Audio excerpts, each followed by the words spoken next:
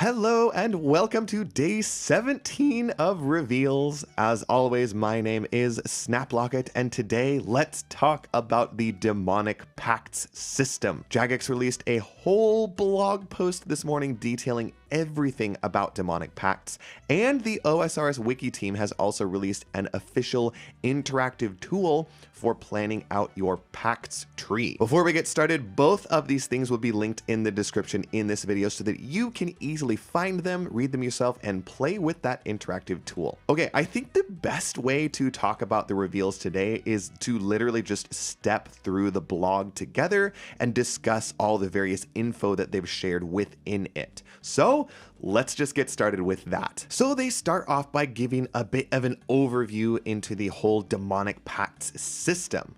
Again, if you are new to leagues, or if you haven't seen a lot of discussion about this yet, or you just want a refresher, the Demonic Pacts system is our way this league of empowering our combat abilities. It is a vast tree-like structure with over 130 nodes to unlock, with each node enhancing your combat abilities in some way. All of us will start right here in this central node, which we talked about a couple days ago, and this will give you a 50% chance to regenerate runes, ammo, and charges. And then from this, you will be able to branch off into these other nodes and empower your character's combat abilities in a variety of unique ways that you can customize yourself. You are given the freedom to traverse this tree in whatever way possible, and there are going to be so many different unique builds that come out of this. The structure here is divided into three main sections. You've got your magic focused pacts up here in the top left.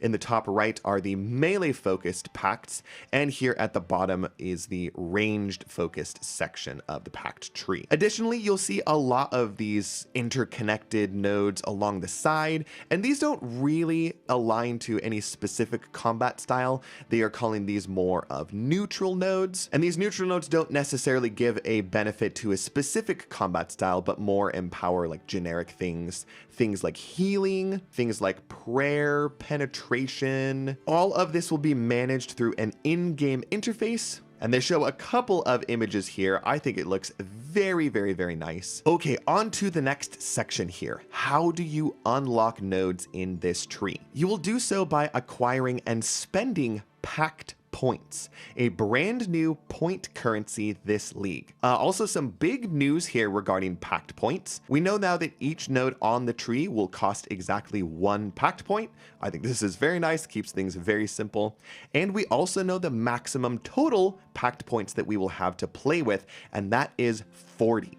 Now, a lot of people yesterday were theorizing this might cap out at 30 Pact Points, maybe 35, so it is really nice to see that it's a little bit higher than a lot of people were thinking. I think this is going to give more flexibility to certain builds, and maybe give more flexibility to people that can't necessarily do every single task required to gain every single Pact Point. If you are worried about some of these tasks requiring you to do challenging things, I think you are going to be able to earn enough Pact Points to make a really good combat build without necessarily acquiring every single one. So yes, the maximum total number of Pact Points we'll be able to earn this league will be 40. And again, this assumes that you accomplish all of the tasks necessary to earn every single point. Now we will go into what those tasks are in just a minute here. So next I would like to draw your attention to this button on the interface here. It says Reset Pacts. Now they've stated that we will be given ways to reset our pact tree. This is really, really cool. This means that for the first time ever, you will be able to try out multiple builds on a single character. This should help out with that fear of missing out type of feeling that you can get if you see someone else with a really cool combat build that you really want to try. This will give you the ability to do that. You'll be able to reset your tree, follow someone else's path, or maybe you make a mistake and you just want to start over. You will have the ability to do that. Now again, we will talk more in a minute about how you unlock the ability. So again, stay tuned. We'll talk about it in a minute. So you do unlock nodes sequentially on this tree, and you have to have a connected node in order to unlock its neighbor. So for example, let's say I have the starting node here, and let's say that I picked this one next. Again, this handy dandy tool highlights all of the possible nodes that you would be able to unlock next. Like, let's say I have one more Demonic Pact point to spend and I want to unlock this node right here, or maybe I want to branch into the magic tree a little bit. I'll unlock this node here. But I cannot, for example, go from this point and immediately use my next point to unlock this node way on the side here. If I want to unlock that node, I will need to sequentially build my way over to it one node at a time. So hopefully that makes sense. All right, now let's talk about how to get Pact Points. It looks like you will acquire Pact Points by completing specific tasks within your area. And they've broken these down so that 9 points come from global tasks, with 2 of these given during the tutorial. So right off of the bat, you will start with 2 Pact Points. 4 of these are going to come from Varlamore specific tasks. 6 of these will come from Karamja specific tasks, and then there will be 7 Pact Points available in each additional region that you unlock. So that is where you will get your final 21 Pact Points, is from the 3 other regions that you choose to unlock. And this is really nice here. They've actually given us every single task in every single region that would earn you a Pact Point. Also, don't get confused here. These values at the end equate to how many league points you will earn by completing this specific task. Now, don't get league points and Pact Points confused here. League points are what we know from all previous leagues. This is how you move up in rank and unlock your next relic tiers, whereas Pact Points are a brand new system which allows you to empower your combat abilities. So again, if you take this task, for example, defeat a hill giant. If you complete this task, you will earn yourself 10 league points and 1 Pact Point. Hopefully that makes sense. Also, one more thing, I'm going to scroll down to the next section where it talks about how you can reset the Demonic Pacts tree. They state right here that we are going to have a maximum of 3 resets available to us, and you will unlock these by defeating the unique echo bosses in your regions. So you will earn 1 reset the first time you kill an echo boss. You'll earn your second reset when you defeat your second echo boss, and you'll earn your third reset when you defeat your third echo boss. Now, we know that we have access to 4 echo bosses because everybody has access to an echo boss in the Varlamore region. So the first time you kill the echo Amoxliotl in Varlamore, you could earn your first reset, and then obviously you will unlock echo bosses in your other regions. And so it doesn't look like you'll get a reset ability by defeating your 4th unique echo boss, but that is still a task in the league, and you will earn a Demonic Pact point by defeating that 4th echo boss. All right, now I kind of wanted to walk through every single region and what the different tasks are that will earn you Pact Points. Let's start with the global region here. As I stated earlier, you will earn 2 points during the league's tutorial. Completing the tutorial grants a Pact Point, and also opening the league menu will earn another Pact Point. Then in the global region, there are tasks to defeat a hill giant, reach combat level 50, use the Protect from Melee Prayer, and then you will earn 1 point each, like we said, for defeating your 1st, 2nd, 3rd, and 4th unique echo boss. Next, in the Varlamore region, there are 4 tasks. The first is to achieve 1 Huicoatl kill. Next, there's a task to complete Wave 12 of the Fortis Coliseum. If you're not aware, Wave 12 is where Sol Herodit is, so this is basically just telling you to beat the Coliseum. There's another task to defeat Awakened Vardorvis, not the normal Vardorvis, the Awakened variety. And finally, there's a task to equip Evernic Treads, which you get from the Doom of Mokiotl boss. There are 6 tasks in the Karamja region. Defeat a Steel Dragon on Karamja, defeat a Tazar, complete Tazar Rek's 3rd challenge, so the Triple Jad challenge, which does require you to have completed the Inferno, by the way. There's another task to equip a Fire Cape, to complete Zarket Rek's special challenge, and finally there's a task to equip an Infernal Cape. Now, Zarket Rek's special challenge is a league-only challenge, which if you're curious about it, I will put a link to this OSRS wiki article in the description down below. Basically, it is like the 6 Jad challenge, but on steroids. The Jads will follow you around, other monsters from the Inferno will appear and attack you. It looks like an absolute wild time, very, very difficult to do, but but we will have a lot of empowered combat abilities this league, so don't necessarily write it off as impossible. And again, remember, there are plenty of Pact Points to go around, so even if you feel like a couple of these are not your cup of tea, I think you will be able to earn enough Pact Points to make a really cool build. All right, let's continue on here and quickly go through the tasks that are in every other region. So if you know what regions you're picking and you're curious what those tasks are, you'll be able to see them right here. If you pick Asgarnia, you will have to defeat a troll in Asgarnia, defeat the Royal Titans solo, equip a Dragon Defender, defeat the Awakened Whisperer boss, equip a Godsword, equip a Bellator ring, and defeat Nex solo. Some really fun tasks in there. In the desert region, okay, I love this first one already. There's a task to set a mummy ablaze, which, sidebar, if you aren't aware, there are mummies in the desert treasure pyramid, and if you use fire spells on them, they will catch on fire. All right, next there's a task to cast the Ice Barrage spell, defeat the Awakened Leviathan boss, equip a dragon chain body in the Caridian Desert, equip a piece of Mazori armor that you'll get from the Tombs of Amasket, equip the Venator ring, and equip an ornamented Osmumten's Fang.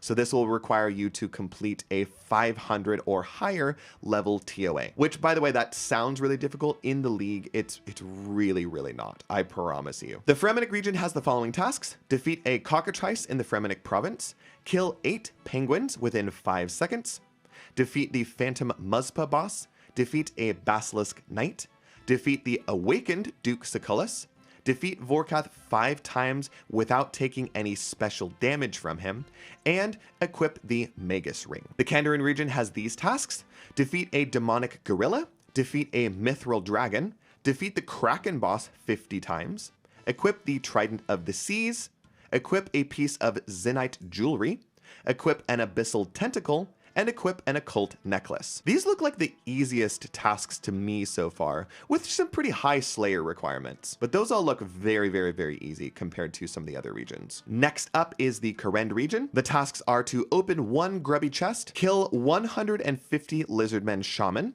kill Skatizo once, complete the Chambers of Xeric 25 times, equip a Dragon Hunter Lance, which you will get from the Alchemical Hydra, equip a piece of Radiant Oathplate, so that means you'll have to complete all of Yama's special contracts, and finally to equip an Ancestral Robe piece. Radiant Oathplate could be really, really fun, if a little bit challenging to acquire in this league. All right, next up is Mauritania. The tasks are: defeat a werewolf in Mauritania, defeat a Raxor once, assemble a Slayer Helm, create an Amulet of Blood Fury, equip any full Barrows armor set, complete the Theater of Blood 25 times, and defeat Phosani's Nightmare. Now, I should note here, Phosani's Nightmare does have increased stats in this league, but again, with all of the Demonic Pact power-ups that you will have, this will not be a challenging thing. In the Taranwen region, the tasks are to kill a Black Dragon in Taranwen, to complete the Corrupted Gauntlet, to defeat Zulcano, to equip a Dark Bow in Taranwen, to craft a Toxic Blowpipe, use a prayer altar to restore 90 prayer points within Prifddinas, and equip a Corrupted Weapon. So acquiring an enhanced weapon seed from the Corrupted Gauntlet and then getting enough shards to corrupt it. Again, I think those tasks are pretty dang good, pretty doable. Finally, let's talk about the Wilderness region. The tasks are to defeat a Chaos Dwarf in the Wilderness, defeat the Corporal Beast, equip a Dragon Two-Handed Sword in the Wilderness, equip a Malediction Ward, not a Nodium Ward, a Malediction Ward, equip a piece of the Dagon High set, which you get from the Laron's chest by doing Wilderness Slayer, equip a Voidwaker, so you'll need to acquire all 3 Voidwaker pieces from the various bosses in there, and finally to imbue a God Cape. So that is it. Those are all of the tasks that you will have to do in order to acquire all of your Demonic Pact points. So again, the regions that you are leaning towards, go ahead and look at the tasks that are listed here for those regions so you can see what you might have to do and start like mentally preparing for it. And again, use this tool that the OSRS wiki has provided and start playing around with the Demonic Pact system. Start playing around with different different builds, look at all of the different nodes on there. If you're wondering what my opinions are on the specific nodes themselves, quite honestly, I'm still trying to wrap my head around it a little bit and figure out what exactly I want to do. But one thing I found helpful to me is to look at the nodes that are at the very end of the tree, since these are going to be the really powerful ones. And I think a lot of people are kind of designing builds surrounding these. There are some really cool abilities in here. There are some thorns-like abilities which recoil damage back onto your opponents. This node right here in the melee tree I think is really, really cool. Whenever you deal damage with a melee weapon, you restore 2% special attack energy per hit. I think if you were to pair this with the Flask of Fervor relic from the tier 8 category, which already restores your spec all the way, this could lead to a very, very, very cracked special attack focused build,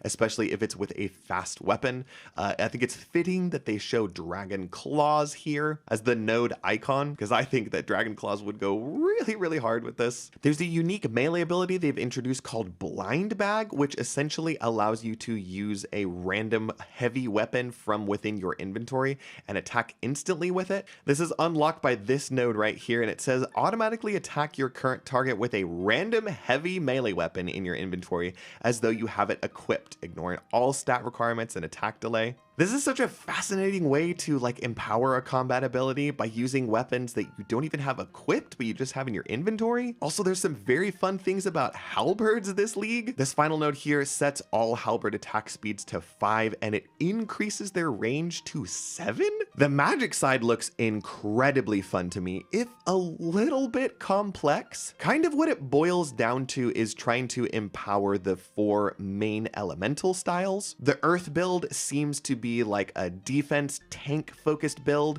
where increasing your defense level will also increase your damage. The fire pathway applies burns to your opponent and nearby targets. The water pathway is all about healing yourself based on the damage that you deal. So this could be a really cool sustain sort of build. And in that same vein, the air pathway is all about restoring your prayer upon dealing damage. So yeah, there's some really cool effects in the magic tree. I think there's going to be some very fun builds that come out of that.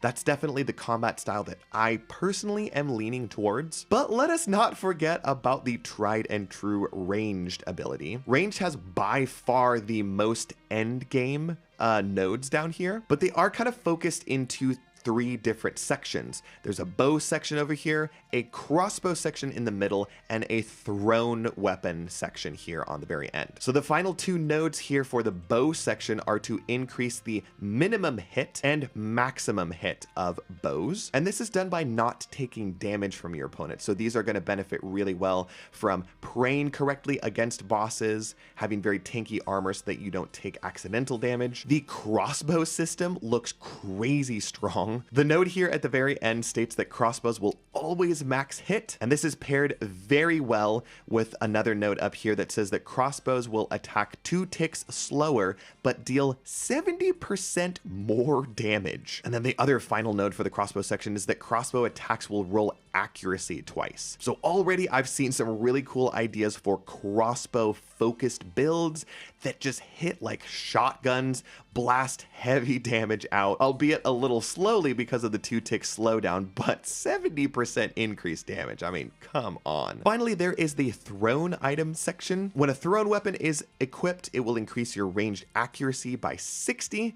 And then this other one, when attacking with a thrown weapon, you now throw at an additional nearby target. So some AoE type effect here. By the way, I have seen confirmation that the Eclipse set from the Moons of Peril in Varlamore will count as thrown weapons. The Atlatl will count as a thrown weapon, so it will benefit from this portion of the ranged tree. Now again, I don't really have time to go into every single node, but at least that gives you a taste of maybe some of the end game powers that you can start working towards. There are a lot of nodes in the middle that give various other benefits, and so once again, I highly recommend that you check out this tool on the OSRS wiki. And yeah, with this, I would love to hear what kind of builds you are leaning towards. What other builds have you seen? What looks cool? Please let me know in the comments down below what sorts of things you can do with this Demonic Pact system. Again, I've seen a couple of different ones tossed around. There's a really great channel in the League's Discord that has has people discussing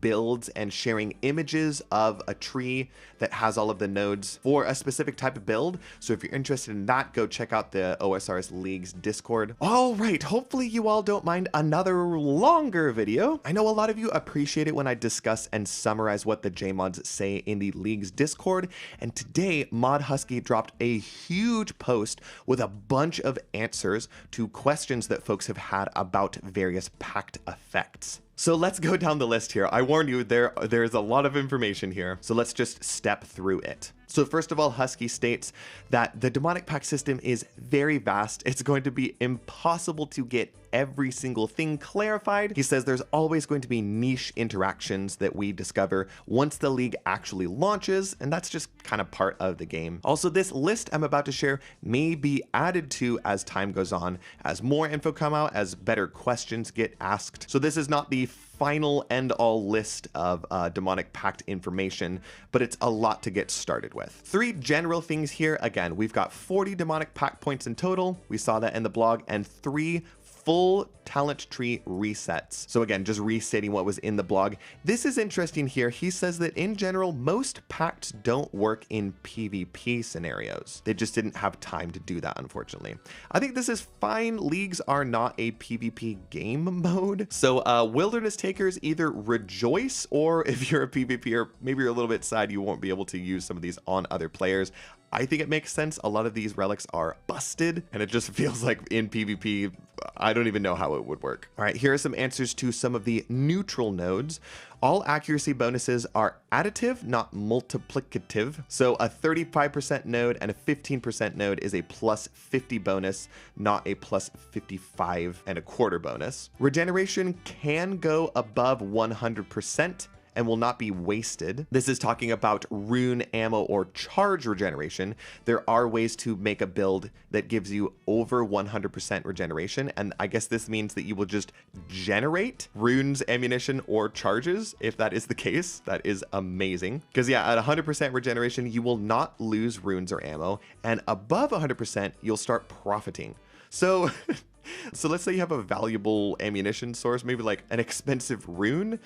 You'll actually generate those by using them in combat, and then maybe you could like sell them to shops. Super, super funny. Defense level boosts do not stack with defense potions. So some of these packs will boost your current defense level, and it looks like those just won't stack with potions. So like drinking a super defense potion and then using pacts that boost your defense level will not stack with each other. Some of the pacts talk about having a specific effect if you have a shield equipped, and so Husky says that defenders are not considered shields, but they are considered offhands, because there are other pacts that require you to have an offhand equipped in order for a certain effect to trigger. We talked earlier about prayer penetration. If you're not familiar with this, some bosses in the game use overhead prayers like players do, and last league we were given the ability to penetrate through that. And so this time around there are pacts that will give you prayer penetration abilities, so that say if a boss is praying melee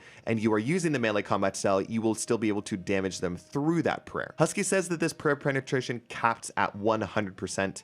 This means that additional prayer penetration doesn't increase your damage beyond that. So if you have pacts that give you 100% prayer penetration, you will deal full damage through an overhead prayer. But if you had, say, 110% prayer penetration, that's not going to give you like an extra 10% damage through prayer. All right, let's continue along here. I am going to switch my view slightly so that I can have the Demonic Pact planner as well as the Discord comment on screen at the same time. This just saves me a little bit of time in editing. So let's talk about the magic focused questions and answers here, because a lot of these have to do with like specific pacts, and so I wanted to be able to show them on screen. All right, first let's talk about rune regeneration. Again, the base ability that we all start with is a 50% chance to regenerate runes, ammo, and charges whenever you cast a spell. So there's a bit of clarification surrounding that. Husky says that regeneration happens once, but takes into account how many runes the spell cast regenerated. And infinite rune sources still trigger regenerations. So for example, if you have a Tome of Fire equipped and you cast a fire spell, Obviously, you're not using fire runes, but the regeneration spell still takes into account the fact that the spell you cast required runes, and so it could still regenerate runes even though you technically didn't use any because of the Tome of Fire. You would still have a chance to regenerate fire runes. He says that spells which use both a water and air rune, for example, can trigger 2 different regenerations, one for the number of air runes you use and one for the number of water runes you used. And also combination runes trigger both the regenerations, but they regenerate into their separate runes. So for example, regenerating a mist rune will proc like you expect, but instead of returning a mist rune, it'll return an air and water rune. He also says here that regeneration only triggers for runes that were actually required by the spell. So no using combination runes to trigger regeneration effects from earth and fire for a water spell. So again, you can't use like say a mud rune when casting a water spell and expect it to trigger earth rune regeneration effects, because since the water spell doesn't actually use earth runes, it's not going to trigger an earth rune regeneration effect. So basically all that this is saying is that rune regeneration is based on spell usage, not rune usage. And this only really applies in the case of using combination runes. That was the only case where it kind of got a little bit sticky. The next question here has to do with magic level boosts. Husky says the magic level boost does not stack with things like the imbued heart or magic potions, but the saturated heart will be stronger than it. Now this has to do with the kind of main starter magic pact here, which says that whenever your combat spells regenerate runes, your magic level is boosted by 1 for 30 ticks, and this boost cannot exceed 10 magic levels. So you can't stack this with a magic potion or an imbued or saturated heart. And again, the saturated heart effect is stronger than this because it boosts your level above 10 magic levels. This next one is really interesting. He says water damage does scale with your overhealed HP beyond the 20% at 100 HP. This is talking about this specific pact here that says water spells deal increased damage at higher health percentages you have. So you deal plus 20% damage when you are at 100% health. But there are other pacts that will boost your base HP level above 100%.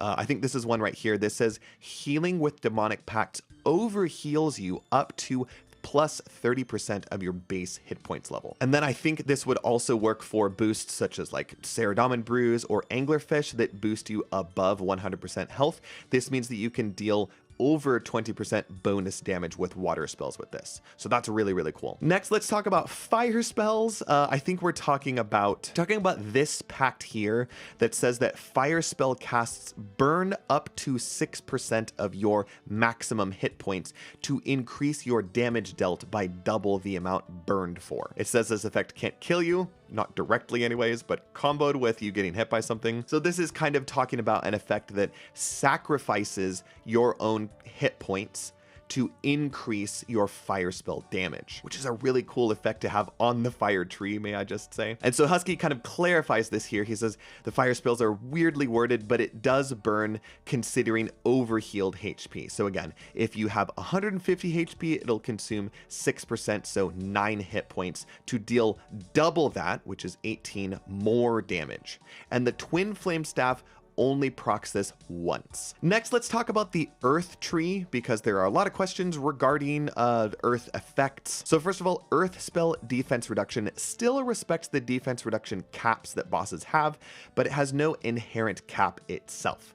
This is talking about this pact here that says that each Earth spell hit reduces an enemy's defense and magic level by 2. So bosses that inherently have a maximum defense reduction cap cannot be lowered beyond that point. But for any boss or monster that doesn't have a defense reduction cap, this will just work and work and work until they are 0 defense and 0 magic. Earth spells do scale with your defense level beyond 99 if you have potion boosts or you have selected Demonic Pacts, which boost your defense level. And the Earth Regeneration talent considers your base defense level as your level plus pacts.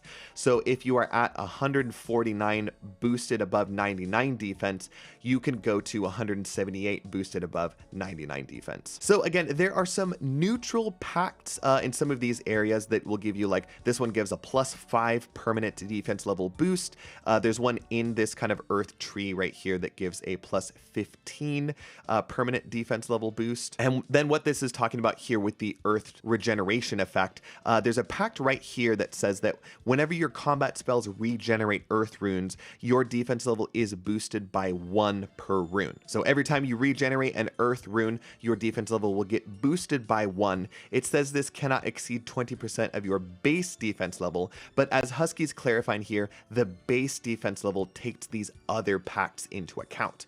So normally your base defense level at max is level 99, but say you take this single pact right here that boosts it by +5, now your base defense level is considered to be 104.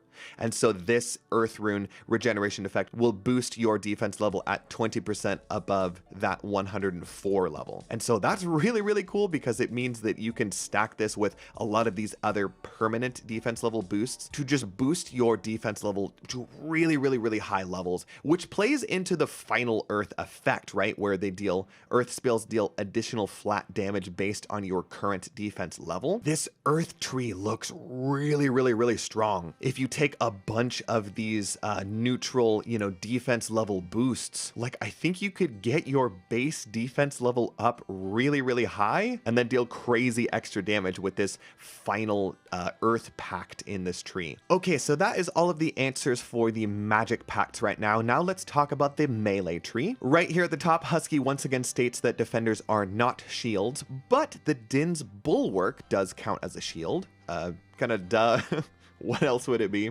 All recoil and thorns effects do boost recoil rings and echo boot effects. He says just good luck getting hit with high defense. There are a couple of pacts in here, like this one right here, which says that all recoil and thorn style effects deal additional damage equal to 1% of your total defense bonuses. So this means that if you say have a ring of recoil equipped, that this pact will boost the amount of damage that that ring of recoil does. And then there are also some pacts like this one here that give you a thorns style effect where you deal additional damage to enemies based on them attacking you. So it sounds like all of these just kind of work together. He also says that thorns damage counts as a melee attack, so if a target is immune to melee, it will not deal damage, but it will work against targets normally immune to recoil damage. Also for the hard mode Theater of Blood, he says that thorns damage hitting a mage or ranged Nihilo will not deal damage to you despite being melee. So this is really nice in case you were worried that this thorns effect was just going to kill you in the Nihilo room in hard mode Theater of Blood. It sounds like they have taken that into account here. There are some pacts in the melee tree that talk about weapon weight. There's one here that says that melee weapons under 1 kilogram will attack 1 tick faster. And then as we were talking about earlier, there's the blind bag effect, which talks about melee weapons that are equal to or greater than 1 kilogram in weight. Now this is a little confusing here. I wonder if this is worded incorrectly on these pacts, because Husky says that weapons that are exactly 1 kilogram don't count for either of the pact builds. But these blind bag pacts say that weapons that are greater than or equal to 1 kilogram. So I would trust Husky on this because usually he is the source of truth here. So for the time being, let's say that these blind bag effects are incorrect. Talking about the blind bag effects, there are a couple of clarifications here. Blind bag is triggered once per attack, not per hit splat. So a scythe can only trigger it once. When a blind bag attack occurs, it works as if you swung the weapon yourself. So set effects like Darok will work and scythe will hit 3 times against large targets. So like if the blind bag pulls the scythe from your inventory and attacks with that, it'll hit 3 times. If you're wearing full Darok without the axe, but it decides to pull the axe from your inventory, it will hit as if it had the Darok's set effect. This is really cool. It says if you're attacking from a distance, then blind bag won't cause you to run up and attack as if you had a shorter weapon reach. So for example, if you are attacking with a halberd and you have this pact here that increases the halberd attack distance to 7, weapon, then the blind bag effect will just work from 7 tiles away, so you can attack, say, with a scythe from 7 tiles away if the blind bag pulls the scythe from your inventory. Really cool. The blind bag effect goes up depending on how many weapons you have in your inventory. So again, this final pact in this tree here says that for each unique heavy melee weapon you have in your inventory, the max hit of your blind bag attacks is increased by 2%, up to a maximum of 10% with 5 weapons in your inventory. This one right below it also increases the chance for blind bag to trigger based on how many heavy weapons you have in your inventory, and this caps out at 5. And so Husky says that the blind bag looks for items with the same object ID, so having 5 Bandos God Swords in your inventory won't work, but having a Bandos God Sword, a Saradomin God Sword, a Zamorak God Sword, you know, one of each type, that will work. Also things that have different object IDs, so like 4 Darok axes at different degrade levels, or different heavy weapons that have like ornament kits on them will actually work. So technically you could have 6 different scythe variants of various charge levels and different ornament kits, and then you will always pull scythe from the blind bag. Husky does say good luck getting 6 mega rare scrolls and 4 different ornament kits though, but still kind of fun. If you want to increase the chance of a specific weapon in your inventory getting pulled by the blind bag, then you can have different variants of it. So again, if there are ornament kits for weapons that you're looking at, then those would technically count as 2 different unique weapons. All right, let's continue on here. He says 2-handed weapons which trigger ranged echoes can do so with just that demonic pact, but they won't get the never miss, 20% chance to max hit, or plus 15% chance to trigger the echo unless you have those ranged nodes unlocked. So what this is talking about here is this pact right here. It says when hitting a target with a 2-handed melee weapon, you have a 5% chance to trigger a ranged echo as if you had a bow, crossbow, or thrown weapon equipped. It clarifies here what a ranged echo is, but what this really harkens to is this first pact in the ranged tree, which says that whenever you regenerate ammo, you have a 25% chance to fire a ranged echo against the enemy. The ranged echo, if you did not play Raging Echoes last league and you aren't familiar with melee echoes, is just an additional ranged attack which rolls with your ranged accuracy against the target's ranged defense. And we haven't gone into the questions and answers about the ranged tree, but there are a few pacts in here which like increase the chance that ranged echoes will trigger or increase their accuracy or damage. And so Husky is saying that if you have this melee pact right here, you can trigger ranged echoes just with this. You're not required to have any of these other ones, but these other ones might benefit it in terms of like increasing the chance that a ranged echo will fire or increasing the damage it does or stuff like that. Okay, this one's a bit confusing here, but he goes into a little bit further detail. 2-handed melee ranged echoes can be cyclical from the node further down in the ranged tree, but will not gain any benefit from the 2 nodes which both say that they give a plus 5% chance to fire an echo, as both of these state regenerate. So again, sorry, he's talking about these 2 nodes right here. These say that whenever you regenerate ammo, you have a plus 5% chance to fire a ranged echo against an enemy.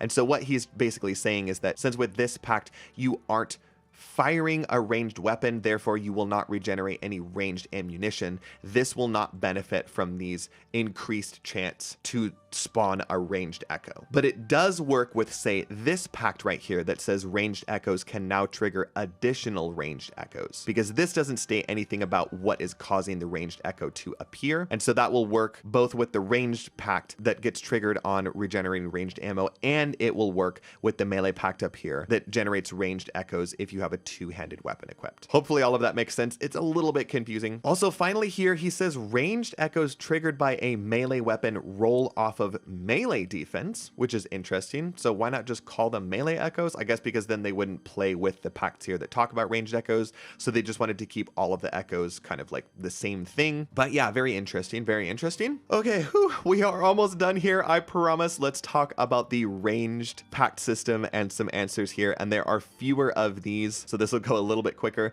First and foremost, I think I talked about this earlier, but the Atlatl from the Moons of Peril is considered a thrown weapon and not a bow for this league as far as pacts are concerned. So it will benefit from all of these in the sort of like thrown weapons portion of the range section of the pacts here, and not from the bow section. This one's really fun. Ballistae count as crossbows for pacts. So that means that Ballistae will benefit from, say, the 2-tick slower but 70% increased damage portion of the tree. And also the one down here that says that crossbows always max hit, that means that Ballistae will always max hit. Now this isn't a super popular weapon to use in the main game because they are quite slow, but they do hit really freaking hard. So I'm thinking that this actually looks like a pretty solid route to go down. Okay, next Husky states that the ranged strength bonus from health differences works in both directions, either overhealed or low health. This is talking about this pact right here in the middle, which states that ranged strength is increased by 1 for every 10 hit points difference between your current hit points and hit points level. So what Husky is saying here is that if you have level 99 defense and your health is boosted by 10 hit points, this will increase your range strength by 1, but also if you are missing 10 hit points, it will increase your range strength by 1 as well. So it works in both directions for boosted HP and if you are missing HP. Very important distinction with the endgame crossbow pact right here, where it says crossbows always max hit. Husky says that they still have to pass an accuracy check. This doesn't mean that every time you attack, it will hit the maximum amount. If you fail the accuracy check, you will still hit a 0, and that is what the other pact here helps with, where it rolls accuracy twice for crossbow attacks. And finally, Husky states that Chinchompas count as thrown weapons and can be thrown at 2 targets at once with the capstone. So all of these in the sort of like thrown weapons tree, all of these will apply towards Chinchompas. And he's kind of talking about this last one in the tree here, which says when attacking with a thrown weapon, you now throw at an additional nearby target. So you will throw Chinchompas at multiple targets here. I don't know if that necessarily means that you will use an additional piece of thrown ammo here. Like, does this mean that it's going to use 2 Chinchompas per throw? Also, I'm a little confused about how regeneration works for thrown weapons, as the main sort of regeneration effect here states that you can regenerate runes, ammo, and charges, but it doesn't talk about thrown weapons like darts, knives, or now Chinchompas, I guess. I am going to guess that they don't work for the purposes of regenerating. So anybody who is hoping to have like a dragon dart build that regenerated dragon darts as you throw them, I don't think that's going to work, but I could be wrong here. If we get any information about that, I will let all of you know. And yeah, a couple final things here to talk about. There will be a live stream tomorrow, April 9th, which is going to feature some JMods and a few awesome creators. They're going to be talking about all kinds of things League related. They're going to be answering questions, and there are going to be some reveals tomorrow during that. So I'm very, very excited. Make sure you tune into that stream if you can. And if you can't, there is always going to be a recap video on the OSRS official YouTube channel. So don't worry if you miss it. You'll be able to watch the full recap there. And then also anything that they reveal or talk about during the live stream tomorrow, I will cover in tomorrow's video. All right. Whew, that was a lot of information, but hopefully you all found it useful and insightful. I am so excited about this Demonic Pacts system. I'm so excited that they went really, really creative with the combat system this time around. This is actually what I initially thought that combat masteries were going to be last League. And so it was really, really, really exciting to see it all fleshed out and to be able to play around with it. This is where I am going to end today's video. Hopefully you all enjoyed the really long one. Before you go, make sure to drop a comment down below telling me what you think about the Demonic Pact system. Again, if you have any really cool builds that you want to share, please do that down below. Help me figure out what I'm going to do, because like I said earlier, I currently still don't have a solid plan in place for combat masteries. I am kind of waiting until they reveal the full echo item information, which again will happen on Friday, so the day after tomorrow. Also, by the way, today is Wednesday, so exactly 1 week from today, we will be playing the League. We are in the final home stretch here. I cannot wait to see the final bits of information that we have to be revealed, because again, as a reminder, there are still 4 relics on the board that we have not seen yet, and we still don't have all of the explicit information about echo items. So we are coming down to it where we almost have all the information we need for planning purposes. Super, super, super exciting. So once again, if you enjoyed this video, please leave it a like and consider clicking that subscribe button so that you can follow along with all of these daily updates. That's all for now. Goodbye, good luck, and I will see you tomorrow.